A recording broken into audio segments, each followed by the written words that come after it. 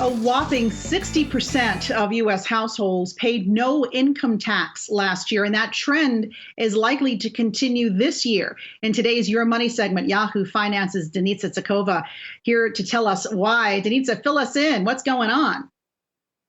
So yeah, as you said, what we've seen during the pandemic is a significant increase. So that's a 40% increase in the number of U.S. households not paying federal income taxes. So these are nearly 107 million households, 61% that owed no federal income taxes in 2020. And we're expected to see very similar rates in 2021.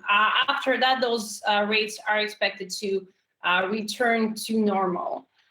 This is driven firstly by the rise in financial hardship during 2020. Obviously, millions of workers lost their jobs, and lowest income workers were hit disproportionately hard. So for many low-wage workers who previously paid little income tax before the pandemic, that drop in income because they lost their job meant that they owed even less money to the IRS, and in this case, no money. Another driver is, of course, the government response to the pandemic, and a big part of it was the tax-based assistance provided by the government.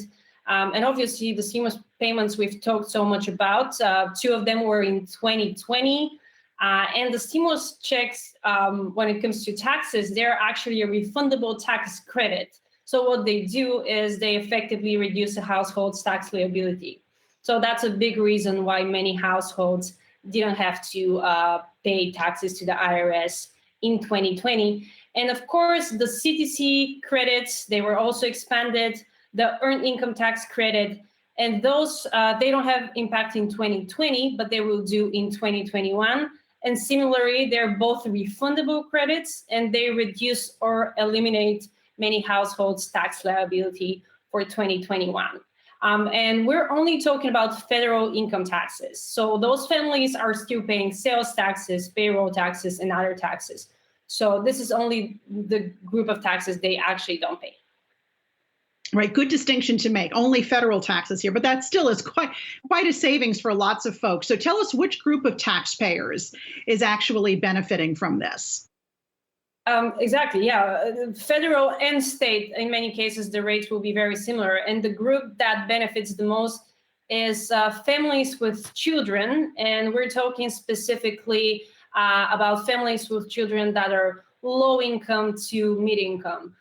So households that make below 28,000 now effectively pay no federal income tax in 2021. For the next income bracket, that rate's reduced, so 3/4 of those people will not have to pay taxes in 2021.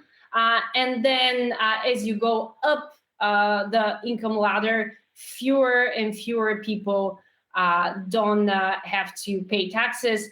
And of course, in 2020, we're going to see similar rates first because the third stimulus payment, which was $1,600, was distributed in 2021. And additionally, all those tax credits, including the advance payments we're currently getting out of the CTC, will impact taxpayers in 2021 and reduce their tax liability. All right, Denitsa Tsekova, thanks as always for filling us in. Appreciate it.